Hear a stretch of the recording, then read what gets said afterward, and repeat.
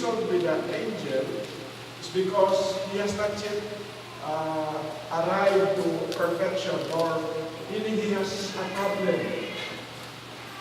In fact, he is aware that his name is a deceiver, he is a bad person. That's how he evaluates himself. So there is a need of pressing on, of wrestling the angel so that he will get something, he will have a changed name. Jacob doesn't have the idea of changing name. His idea only is when he has self-evaluation, he knew himself, he needs blessing from the Lord because of the problem that he is facing. Self-evaluation, he is needing blessing from the Lord. And the reason why he is praying and wrestling happened is because he was so desperate, he was alone. That is the result of self-evaluation. If he evaluated himself as somebody who is perfect and blessed, he won't do that. He won't go to a solitary place and meet the angel to reason with. Number 2, how does he approach life? He has this past problem of self. He is a deceiver. And at present, he is having problems of meeting his brother, and so he is fearful. Now, how did he approach that? He approached it with prayer. He dissected his life. How do we approach our problem, our life situation? We have to forget the past. We have to chunk it. Separate the past from the present. Separate the present from the future. So as he stands in the present, he is reaching forward for the future blessing. So, meaning, if you mix together the past problem of self and the present, he is anticipating meeting his brother, and then in the future, his fear that his children will be killed. He will be destroyed as a family. So what did he do? How did he approach it? He approached it by forgetting the past. And at present, he is wrestling and deciding that God will bless so that later on he will meet his brother in peace. That life situation. Number 3, what is his goal? What is his goal? His goal is to obtain power of God and favor of men. That is his goal in life. And then his attitude to his brother. It is said there that he did not judge his brother. He is in fact wanting that they will be reconciled, or your attitude with other people. If you are focusing on your goal, your problem, and then you have lots of hatred to other people, it will bother you. Instead of focusing, it will be a disturbance. As if you are shooting a ball and then you, just like in the story of Turtle, he had a friend, yung mga duck, wild duck flying. So they were talking. And then the duck was talking to the turtle. If you are able to fly, you could see many beautiful things and different places. So the turtle is, I can't fly. So the friend two of the ducks offered, we will help you so that you could go up higher and fly with us and you could see different things. So the turtle said, how can that be? How can that be possible? So the duck said, okay, we will have a stick. We will hold the stick, and you, turtle, you bite it. You bite the stick. And then one of the duck will hold the stick, and then they will fly, so that it was possible that the turtle was able to fly because the turtle was biting the stick. And so when the two ducks fly high, the turtle was able to experience, beautiful, true indeed, beautiful. But he passes by people and children looking at, oh look, the turtle is able to fly. And he said, oh, the turtle, you cannot fly, why are you there? You are up there, up.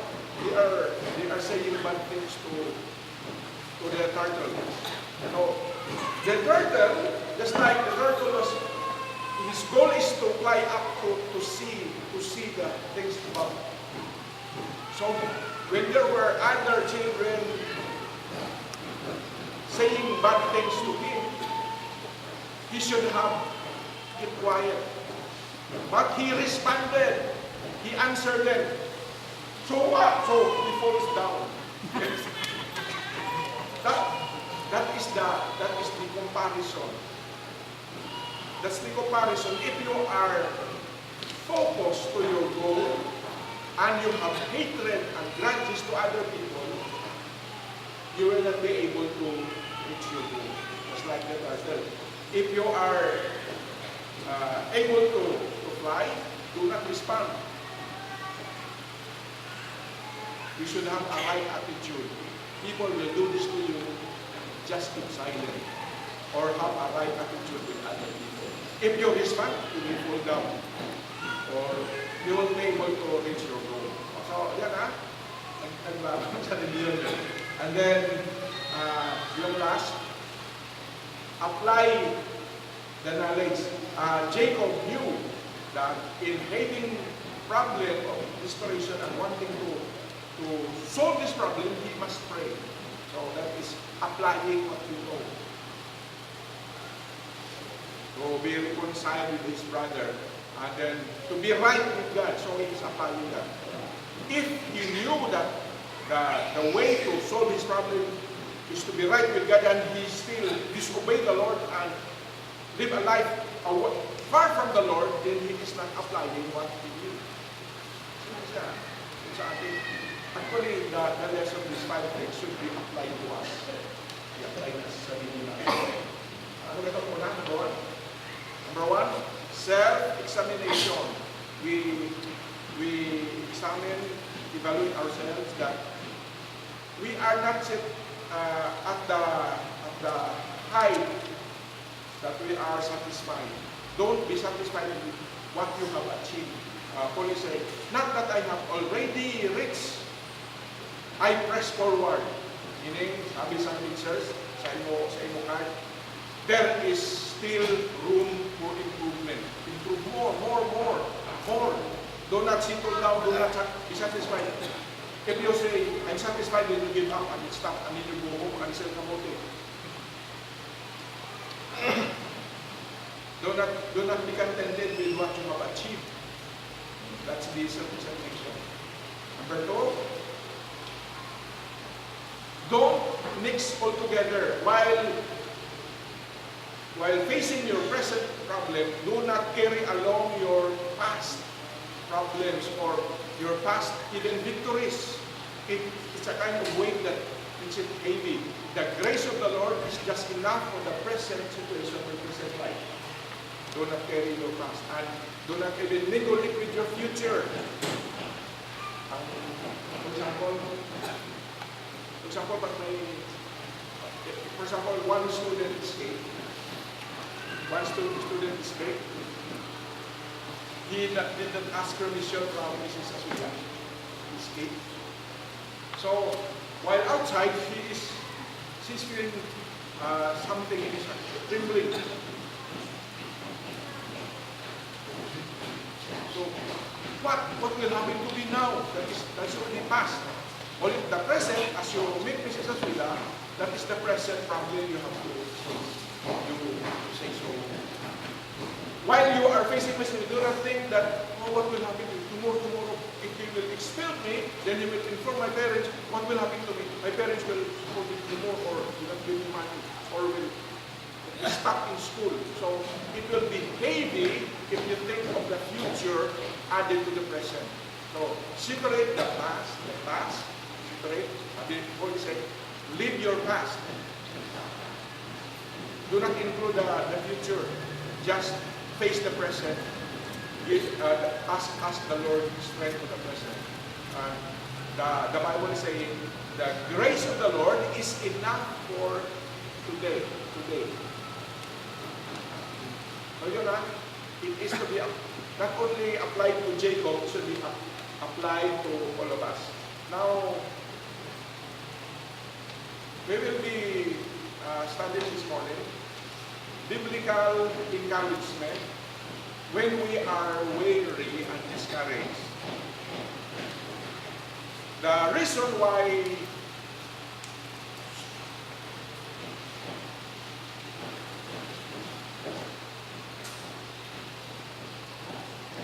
the reason why we will be weary and discouraged is because of the problems and troubles we will be facing, or the present situation we will be facing. Just like, for example, in Jacob's life, what is his problem? His problem is that he will go home, and then there will be a tendency of meeting his brother who told him before, I will kill you. So, if you handle that in your feeling, tomorrow in your life, you will become weary and discouraged. But if it will be for a long time already, you have been carrying that problem and having that in your mind and in your heart. So, tomorrow you will be weary and you will be discouraged. For a long time you will be weary. So, this is a very important lesson about pressing on, because the Bible is telling us there will be encouragement along the way if we are able to know how. Where do we get encouragement when you are weary and discouraged? When you are weary and discouraged, you need to press on rather than saying, if you are weary and discouraged, I'll die. Stop. I'll go home. Stop na po. If you have problems in DMI, you will be weary and discouraged. Then you will say, better I will not continue and stop. Now, that's the idea of our lesson this morning, taken from the book of Hebrews chapter 12.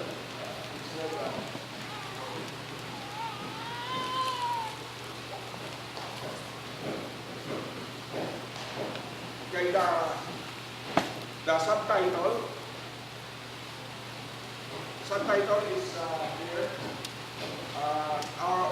The idea of our message this morning is we will not letting weariness and discouragement take their toll to us in our lives.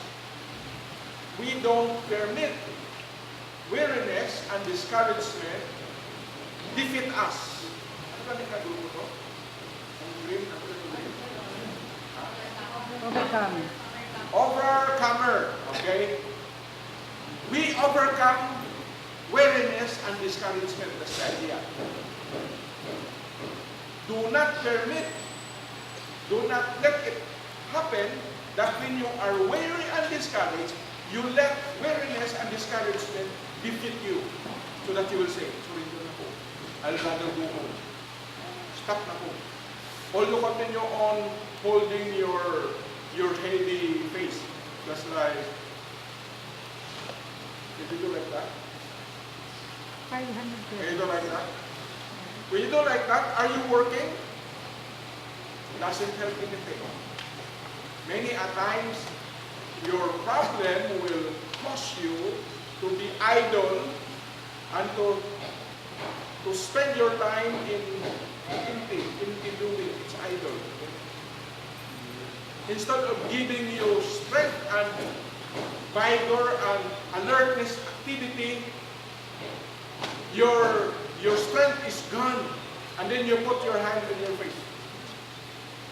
Instead of moving and be active and doing things, 1, 2, 3, 1, 2, 3, so that you will finish your work. There is no strength in you that you put your hand on your face. Your friends will meet you. It's good. You would rather sleep and do like that.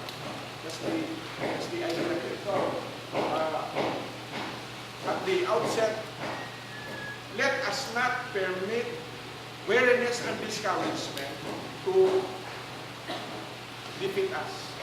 Rather, ang mga dream, overcome them. We have an enemy. Weariness and discouragement is our enemy. We are to overcome them. How? Find encouragement in the Bible in Hebrews 12:3. Okay. If you are careful and be attentive this morning, you will be blessed by these words. It was written for the purpose that you will receive encouragement. Patagal mo ito na sulat, hindi napanas. It was not finished. It was written with the purpose that all of us, when we are weary and discouraged, we will receive encouragement from what was written in Hebrews chapter 12. So altogether we will read. Okay, verse 1. You have only 3 verses. Verse 1, ready? Begin. Therefore, seeing you also are compassed about With so great a cloud of witnesses, let let us us lay aside every weight and and the the sin sin which which doth doth easily beset beset us, and let us run with patience the race that set before us. Verse 2. looking unto Jesus, the author and finisher of our faith, who for the joy that was set before him endured the cross, despising the shame, and sat down at the right hand of the throne of God. For consider him that endures such contradiction and sinner against himself, lest ye be weary and discouraged in your subject. Now, I underline that. The purpose why this was written, underline ko. Why chapter 12 is added in our Bible? The purpose. Sabi niya, the purpose, the writer said,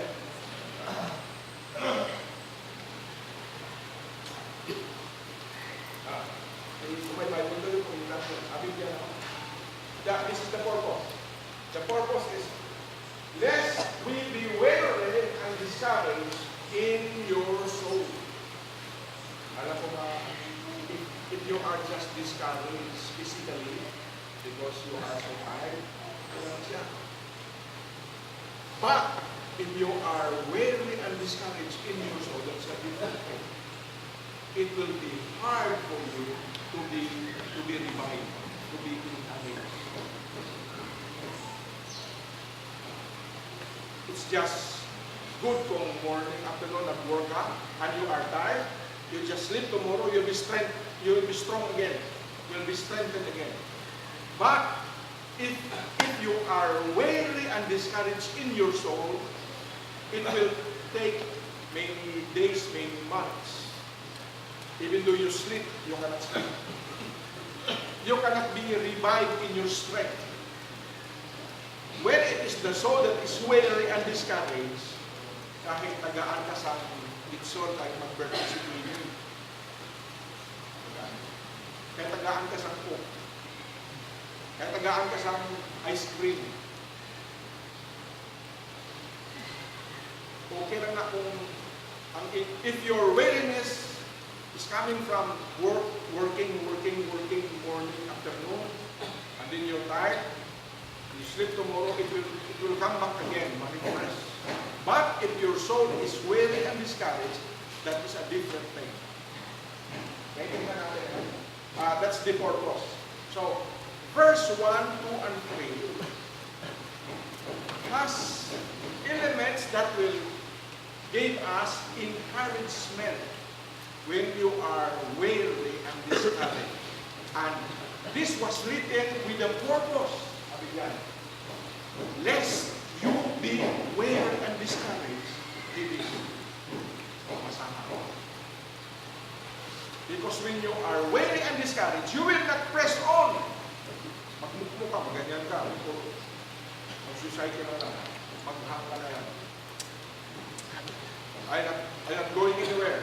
I'm discouraged. I'm weary. Post na ko. Ganyan na ko. Halo na ko. So there's no more encouragement for you to press on. As if this is the end of your world already. Endless ang world for yourself. Tingnan natin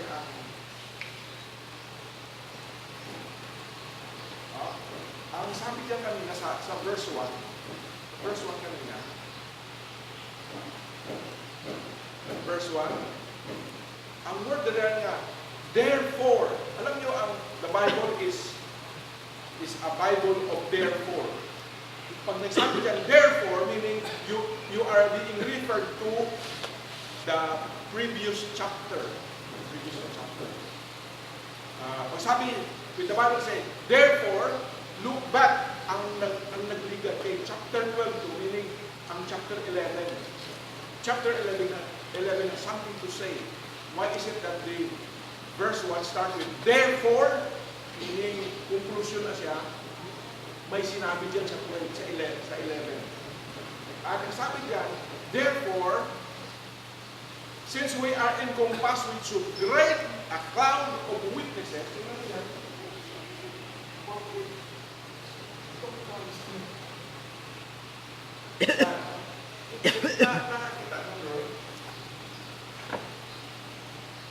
that is the situation of our life here.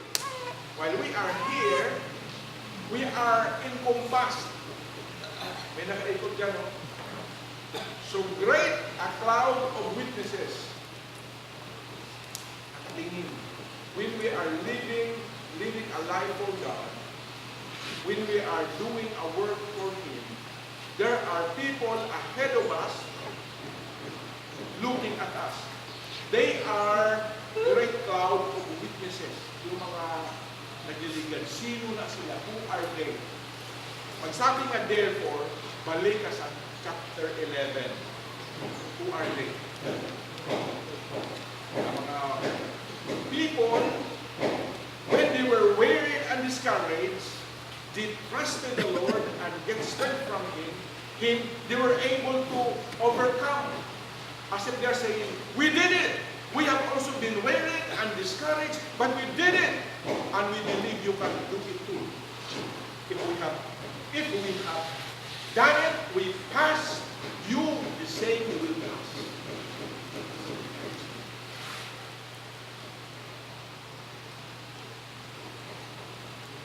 Iniwan ko sa iklan ko. Is pagpatay niyo mo. Nagbagsa ko sa mga. Hit ko sa akong pitser. Sabi si Senator si Miriam ay nasa sa naging galitan sa kanyang pitser sa lawyer siya. Study to become a lawyer. Na-discourage siya. Nag-inom sa when you are weary and discouraged, there is a biblical encouragement. Join us? When you are sleepy and discouraged, what will you do? Because sabi sa Bible, lest you are sleepy, I will give you encouragement. Sabi natin sa verse 3 sa end parts. Okay, tignan natin. What? Lest you be weary and discouraged in your soul. What? Ang question natin sa verses na to, from verse 1 to 3, what are these encouragement? When you are weary and discouraged, not only in your body, weary and discouraged in your soul. In your soul. What are the encouragement?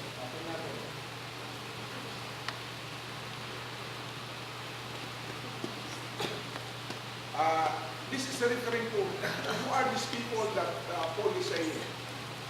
This is referring to people who have been Christians before, and they have experienced trouble when they were persecuted.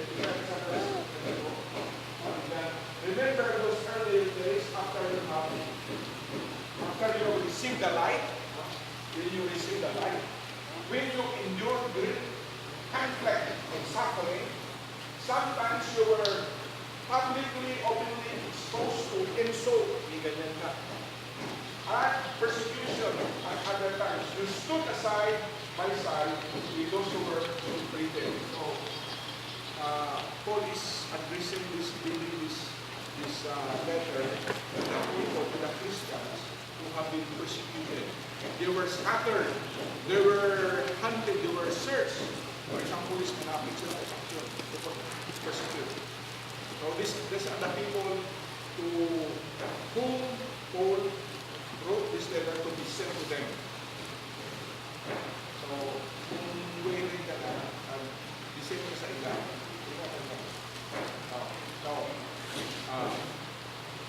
In verse 1 to 3, our question is, what biblical encouragement we could get from these verses? That's the question. What are the biblical encouragement that we could get from these verses when you are weary and discouraged? These people were persecuted, they were in trouble, they were suffering. So Paul wrote this letter to them. And the first encouragement is, sabi niya, verse 1, sabi ni Paul, therefore, meaning you are to look back to chapter 11. You are referred to the great cloud of witnesses. Who are they? Pag binasa mo ang chapter 11, they are the heroes of faith. Sino na sila? Na-mention doon pangalan nila. Magsabi dyan na therefore, meaning the first biblical encouragement is we are given the incentives. Ano lang incentives? What's the meaning? What is the meaning of INCENTIVES? Design mo. For example, you don't like to do a thing. You don't like to eat, for example. Then I will show you something. Offer. Ganyan mo. So I am making you. That is incentive. If you are dry to do something, you don't like to do anything, and then ganyan ka. So magsiga ang mata mo. Sleepy ka. Pakitaan ka sa ice cream. Pakitaan ka sa litson. Maamoy mo. Nagsiga ang mata. That is incentive. So when you are discouraged and weary, what is the incentives? The incentives that your eyes will be open wide and you are ready to go before your shoulder is down. No. Pag naamoy, siga. So, what is the incentive for the weary and discouraged person? What? The great cloud of witnesses, the heroes of faith. Who are they?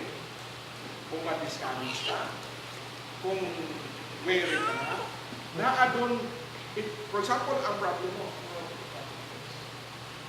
For example, your problem is your future. I'm weary and discouraged because I don't know my future. I cannot guess as if my future is dark. Abraham is dead. He was the one who exemplified that even though he doesn't know his future, he is going there in a place he doesn't know. He has the faith and he passed it and nakapasa siya. So, pagsabi niya, therefore, you are referred to an incentive Abraham, the great hero of faith, that if your problem is your future, turn to Abraham. He is your incentive that the same problem Abraham has experienced. I don't know my future. The Lord told me, go into a place I don't know. Where? But I just keep on following Him. And indeed, it happened that Abraham passed. For example, it is in the heroes of faith like Sarah, what was Sarah's problem? Inaadi ko, wala ko baby. Sino na? Siguro si ma'am, si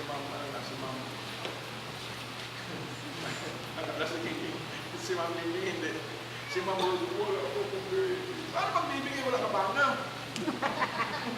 Si Sarah, ang sabi, wala ko baby, may bana man ko. What? Husband have, baby wala, problem. More pa, problem. Wala ko baby, even though I have a husband, I have no baby, and more. Igulang na ko, 19 na. Finish na. How? So wala na sa scientifically, not possible. So, Sarah is there to be our incentive that if you have a problem like her, sabi ni Sarah, don't worry, trust in the Lord. Even though your age is already 90, you pass the childbearing age, you are still able if you trust the Lord. What's your problem? What gives you discouragement and weariness? Is it like Abraham that you don't know your future? Is it like Sarah that you want to have baby you cannot have? Trust the Lord. Look at the heroes of faith. They are your incentives. They will be the one telling you, we have been through that. And we passed on, we trusted the Lord. In weariness and discouragement, we just trust the Lord. They are incentives. So sabi na, therefore, look back to the crowds of witnesses. They are the one urging us, encouraging us, go on. For example, Moses, what was his problem? What was Moses' problem? The problem of Moses was that he was offered opportunity. What? Treasures in Egypt. Tagaan ka, kitaan ka sa gaingat sa Egypt, gift sa Egypt. You will become, he is like the son of Pharaoh's daughter, meaning he will inherit the kingdom. But what did Moses do? He did not, for example, operan ka sa akin, I offer you fame in the world. You become famous. I offer you husband na rich Japanese or husband na rich Ligulang Amerikano or Korean. Operan ka. Will you accept that in exchange for your life to serve the Lord? So that is what also Moses experienced. Moses is given the opportunity. Choose. You want to stay in Egypt and receive all this treasure, or you choose to live to suffer with the people of Israelites. You are to choose. Chapter 11, they are told, Moses chose rather to suffering with the people of God than to enjoy the pleasure of sin for a short time. Moses realized that treasure in Egypt are earthly. They are just for a short time. They are just for a season, for a short time. But to suffer with the people of God, later on we will be brought into the promised land and heaven. That is for a long time. That is eternal. So Moses, because if you are Moses, if you are to choose. Siguro, gusto ko kay Moses. But if your problem is like Moses, the treasure is there, pili ka. God or treasure? Pareho ka sa kay Easter. Choose ka. Do you want the king or his kingdom? Which So, pag, sa verse 1, which is, therefore, we are referred to Moses. If you are weary, are you weary that weary and discouraged that you don't have pressure? Your future is oblique, madilim, is so dark. So, the first encouragement is the incentive.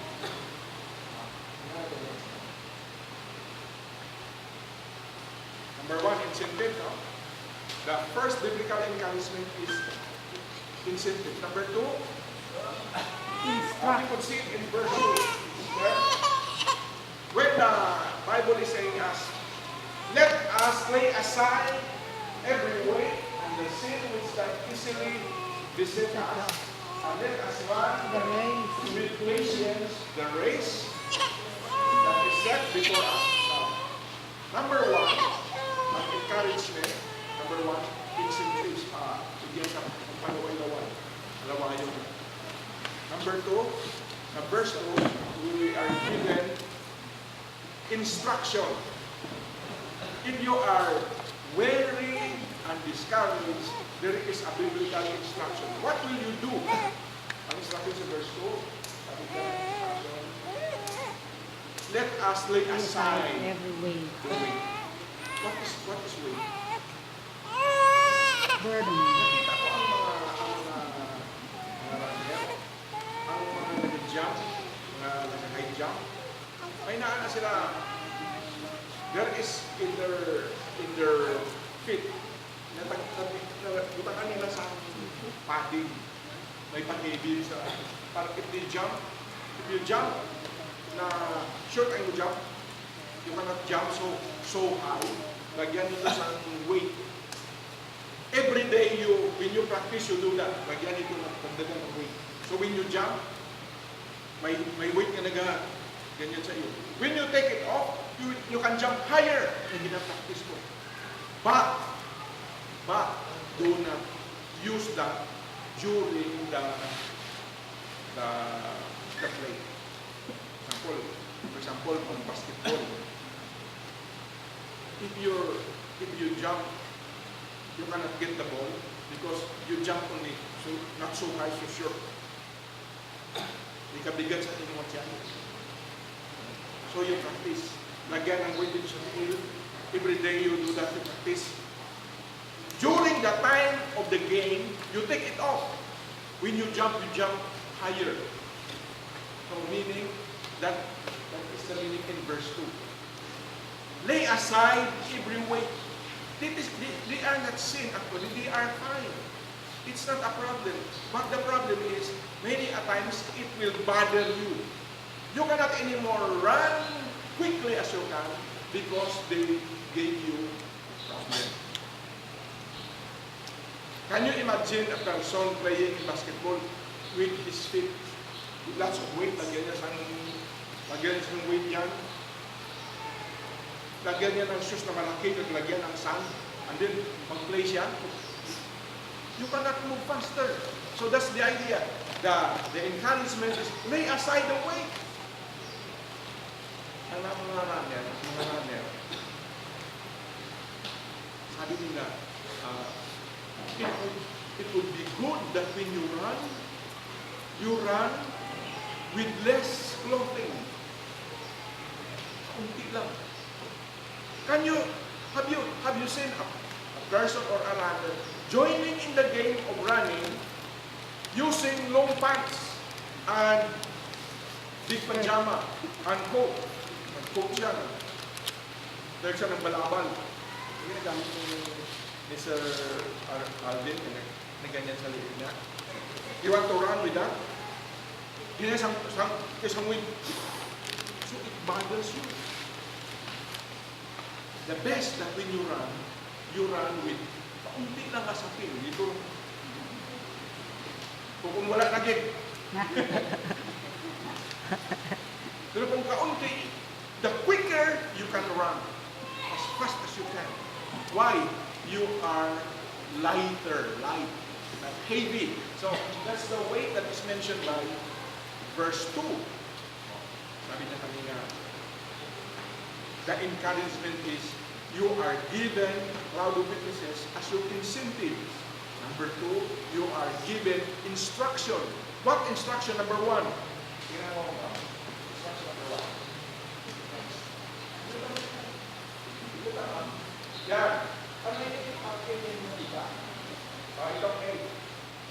Get rid of stuff not necessary. For example, you are joining the race, running. Then you bring your bag, may bag ka, may kit ka pa sa yung babae ka na, may kit sa galuan mo. So instead of putting it down, you pull on it and then you run. You will fail. Why? You have weights you are carrying on. So that when you run, you lay it aside. Ilagay mo na dyan. Pag-join mo sa running, ubahaan na yung imo. Ito. Ang imo kano, ibutang anay na. Ang imo bag ang inadadami. So yun na, may danis dante ka nagalago-lagaw ka sa iba. May bag na siya. May bag na drink. Ikot ka. Pag mag-join ka sa running, ibutang na. Mas lalo si sila ka may baby. May baby na ginagawa. Pag mag-join ka sa running, ibutang na ang baby. Wait na siya. Tama? So na, if you are weary and discouraged, the encouragement is receive instruction that when you join, when you press forward, you lay this aside. Ang imong make-up kit, ang make-up kit mo na yun ang pangkulong. Bili na! Ang bags, ang boys, na ginasong bilay, ay bag kasi? Wala. Juno. Ibili na na. Si Juno. As Juno, may bag na palagi ba? Morning, afternoon. What? Any time of the day. When you join in running, biyahin na. So that it can help you because you will be lighter when you run. You will be. Get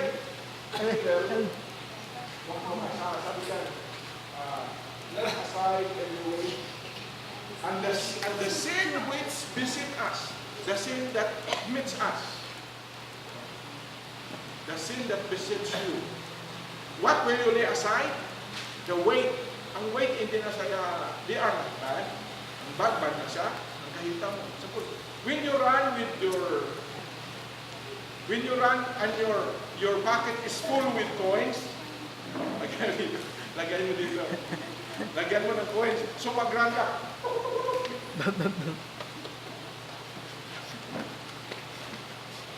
Lay it aside. More.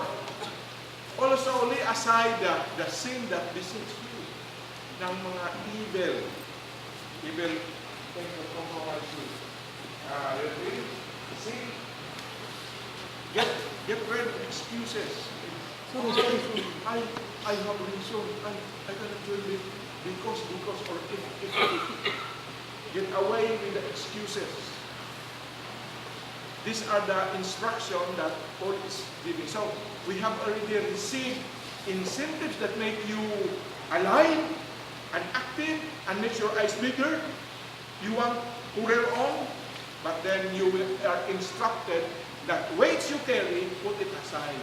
The sin also, so that you can have your hands high up, holy hands, not dirty hands. Ang bugas muna. No guy join sa work kung nakamot mo dirty. May nasa amin Bible school, Bible school. May babae na ginpuntor siya sa demon. Nag-wild siya. So may naado nag-pray. So mag-relax. May mag-wild man. May kami teacher na nag-join. Mag-pray niya, nag-gising atong babae. Dito, meaning may dirt ka. Do not join in you. when there is sin that besets you, you did not lay it aside. You did not ask for forgiveness. Kaya kung masukong ka sa hindi. Oh. And then, Instruction. as we run, the instruction is, do not run as a judge. When you run, do not look at others. Oh, talo. Panalo ako. No, you run as a runner. Don't think yourself as a judge. So that when you run, you just focus to your goal. You cannot win that way. You are instructed. Run as a runner, not a judge. Kaya ang judge ang go. Ikaw yan. The run. As a runner. Okay? So, now in verse 1 and 2, we have already the same one. Incentives. Number 2, instruction. Number 3. Again, verse 2. When verse 2 says, looking unto Jesus. What's that? That is inspiration. So, in these 3 verses, we are given number 1, incentives. Number 2, instruction. Number 3, inspiration. You are inspired. How can you be inspired? Sabi dyan, looking unto Jesus, the author and finisher of our faith. Who is our inspiration? Sabi dyan, looking unto Jesus. Jesus is the forerunner. Ano yung isang forerunner?